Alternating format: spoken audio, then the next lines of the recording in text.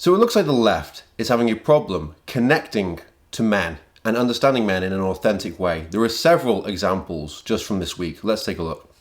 I'm a man. I'm a man, man. And I'm man enough. I'm man enough to enjoy a barrel-proof bourbon. Meat. Man enough to cook my steak rare. Man enough to deadlift 500, then braid the out of my daughter's hair. You think I'm afraid to rebuild a carburetor? I eat carburetors for breakfast. I ain't afraid of bears. That's what bear hugs are for. I'll tell you another thing I sure as shit am not afraid of. Women. I'm not afraid of women. I'm not afraid of women. They want to control their bodies? I say go for it. They want to use IVF to start a family? I'm not afraid of families. They want to be childless cat ladies? Have all the cats you want. Woman wants to be president? Well, I hope she has the guts to look. Okay, the underlying assumption here is that it's all fear. Fear based on, I guess, hate and sexism, not being comfortable in your masculinity. That's why people are hesitant around Kamala.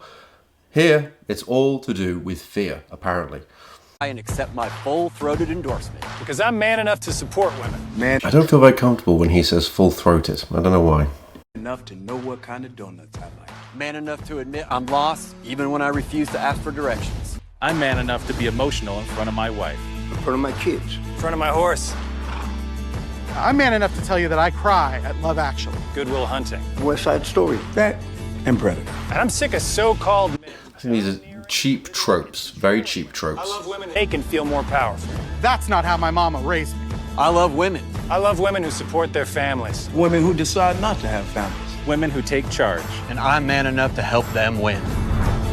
I think men are in crisis, actually, in this country. I think that plays out different ways. And not all men are in crisis, of course. And not all men are just at home listening to Joe Rogan, being angry or being recruited to fascism. Some just need therapy. I don't believe she's probably ever watched a single episode of Joe Rogan, nor has anyone on MSNBC. But they've heard about this terrible bad man, this bad character that you need to be very cautious of. Joe Rogan is not angry. Very rarely do you ever see Joe Rogan get angry, ever. So I don't know what she's talking about there. I'll do. I go to therapy. That's great. But I think we need to have a real conversation about that rather than allowing this kind of drift toward this faux masculinity. Part of it makes me think that, well, you just aren't feeling the idea of having a woman as president. And you're coming up with other alternatives and other reasons for them. And so now you're thinking about sitting out or even supporting somebody who has a history of denigrating you because you think that's a sign of strength, because that's what being a man is, putting women down. That's not acceptable. So there's three examples here. We have the advert from the Harris-Walz campaign, we have the MSNBC pundit Mara Gay, and then we have Barack Obama. There is an issue that I think permeates all of these examples, which is this very basic, sneering, kind of contemptuous attitude towards men. That men must be, that the hesitancy around Harris that seems to be there for men is primarily based on sexism. No, nothing more. I think the advert from Harris and Walz's campaign, quite frankly, was cheap and condescending, very patronizing. I get it's an attempt at humor. I thought Mara Gay's analysis and very sweeping generalizations is overly simplistic. And Obama here is finger wagging. And the assumption underneath all of these is that the only reason there can be any hesitancy around Harris is because she's a woman. This, I think, is a massive error on the left. I don't think any man is won over by any of these arguments. I think it probably turns any man who's hesitant further away from the left. And I think this sums up that the left currently, today, as it stands, has a problem connecting with men. Part of this is to do with this insistence of identity politics, this simplistic way of looking and grouping people. The reality is, Harris is a flawed candidate. She is flawed. Now, I think the way that the left has to connect with men is to drop the identity politics, which is a mind-eating, mind-rotting virus. It seems to make people less intelligent. It makes people less capable of true analysis.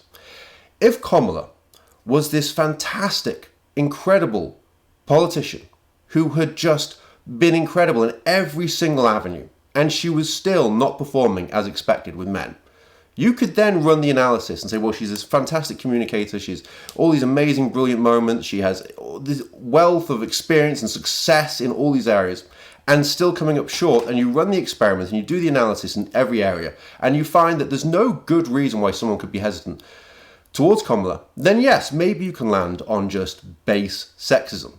However, the reality is, Kamala is flawed. She has the word salads. She does come off insincere at times. There is a sense that she flip-flops. People don't really know where she stands on some of these issues, given her previous statements to what she says today. She has for a long time avoided doing as many interviews. She's done some more recently. There seems to be a lot of car crashy moments in them. This is the hesitancy around Kamala. She's a flawed candidate. And guess what? So is Trump. Trump is indeed a flawed candidate. And he can be beaten. But he can't be beaten by finger-wagging at people, by making these general aspersions. It pushes men away. The purpose of this channel is to give a home to the people who feel politically homeless. For many people who used to strongly identify on the left and now don't. And it's in part because of this sort of stuff. There has to be a better way to connect to men. There can be. One is to be straight up. Look, Kamala has her flaws. So does Donald Trump, very clearly. We can't pretend that Kamala is the perfect candidate, because she's not. One way in which to connect to men is to drop the sneering contempt and the simplistic analysis and the finger wagging. To be honest about some of the current shortcomings of the candidate, of the campaign, and then argue that you see those things on the other side. But this approach that we see from MSNBC, that we see from Obama, that we even see from the campaign itself, I don't think it's going to win. And it pushes more people away. And this is why this channel now exists, is to try to give a voice for those people who feel politically homeless, to assess these issues, to talk to people who always were on the left and now no longer resonate. This to me is a clear-cut example of identity politics gone awry, gone wrong, and the clear contempt and the almost willing misunderstanding of men.